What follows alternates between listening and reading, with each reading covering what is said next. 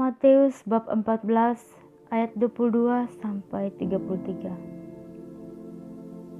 Sesudah itu Yesus segera memerintahkan murid-muridnya naik ke perahu dan mendahulunya ke seberang. Sementara itu ia menyuruh orang banyak pulang. Dan setelah orang banyak itu disuruh pulang, Yesus naik ke atas bukit untuk berdoa seorang diri. Ketika hari sudah malam, ia sendirian di situ. Perahu murid-muridnya sudah beberapa mil jauhnya dari pantai dan diombang-ambingkan gelombang karena angin sakal. Kira-kira jam 3 malam datanglah Yesus kepada mereka berjalan di atas air. Ketika murid-muridnya melihat dia berjalan di atas air, mereka terkejut dan berseru, "Itu hantu!" Lalu berteriak-teriak karena takut. Tetapi segera Yesus berkata kepada mereka, "Tenanglah, aku ini, jangan takut." Lalu Petrus berseru dan menjawab dia, "Tuhan, apabila Engkau itu, suruhlah aku datang kepadamu berjalan di atas air." Kata Yesus, "Datanglah." Maka Petrus turun dari perahu dan berjalan di atas air mendapatkan Yesus. Tetapi ketika dirasanya tiupan angin, takutlah ia dan mulai tenggelam lalu berteriak, "Tuhan, tolonglah aku." Segera Yesus mengulurkan tangannya, memegang dia dan berkata, "Hai orang yang kurang percaya, mengapa engkau bimbang?" Lalu mereka naik ke perahu dan angin pun reda. Dan orang-orang yang ada di perahu menyembah dia, katanya, "Sesungguhnya engkau anak Allah." Matius bab 15 ayat 32 sampai 39. Lalu Yesus memanggil murid-muridnya dan berkata, "Hatiku tergerak oleh belas kasihan kepada orang banyak itu. Sudah 3 hari mereka mengikuti aku dan mereka tidak mempunyai makanan. Aku tidak mau menyuruh mereka pulang dengan lapar, nanti mereka pingsan di jalan." Kata murid-muridnya kepadanya, "Bagaimana di tempat sunyi ini kita mendapat roti untuk mengenyangkan orang banyak yang begitu besar jumlahnya?" Kata Yesus kepada mereka,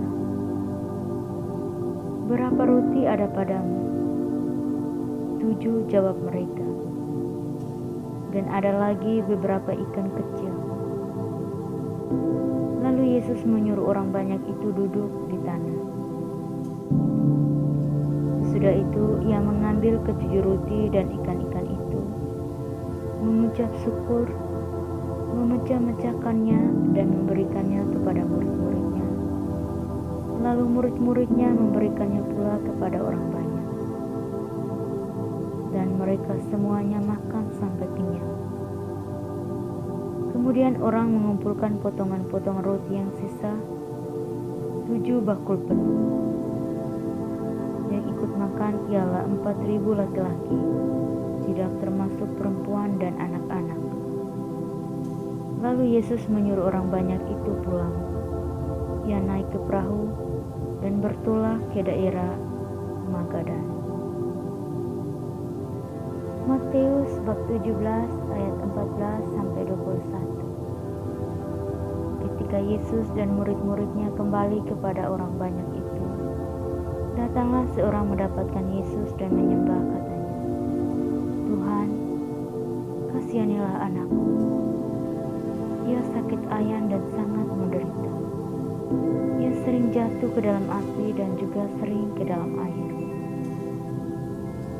Aku sudah membawanya kepada murid-murid-Mu, tetapi mereka tidak dapat menyembuhkannya."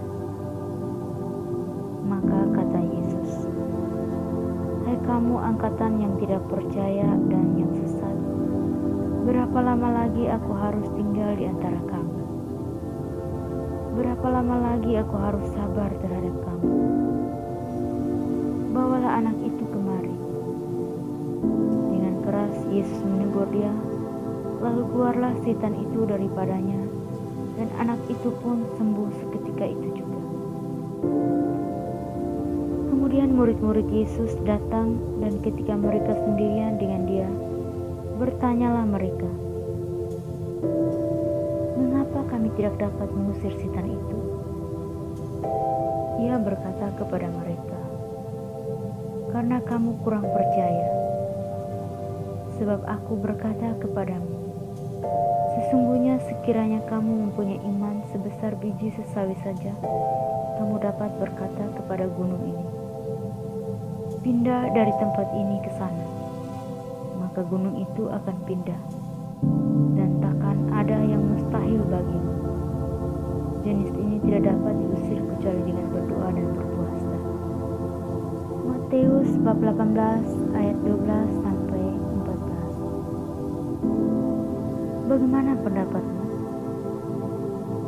Jika seorang mempunyai 100 ekor domba dan seekor diantaranya sesat, tidakkah ia akan meninggalkan yang 99 ekor di pegunungan dan pergi mencari yang sesat itu? Dan aku berkata kepadamu, sesungguhnya jika ia berhasil menemukannya, lebih besar kegembiraannya atas yang seekor itu daripada atas yang ke-99 ekor yang tidak sesat.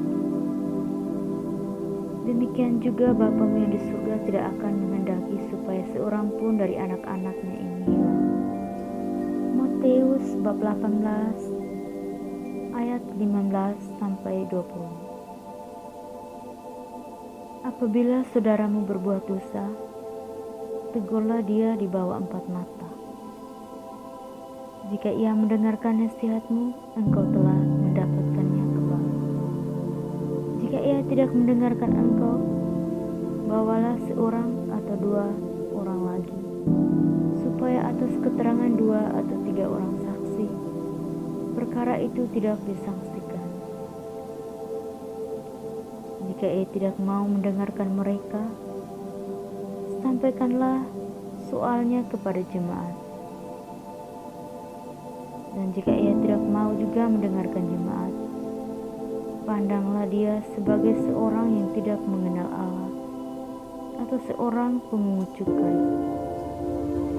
Aku berkata kepadamu, sesungguhnya apa yang kamu ikat di dunia ini akan terikat di surga, dan apa yang kamu lepaskan di dunia ini akan terlepas di surga. Dan lagi aku berkata kepadamu, jika 2 orang daripadamu di dunia ini sepakat meminta apapun juga, permintaan mereka itu akan dikabulkan oleh Bapa-Ku yang di surga. Sebab di mana 2 atau 3 orang berkumpul dalam nama-Ku, di situ aku ada di tengah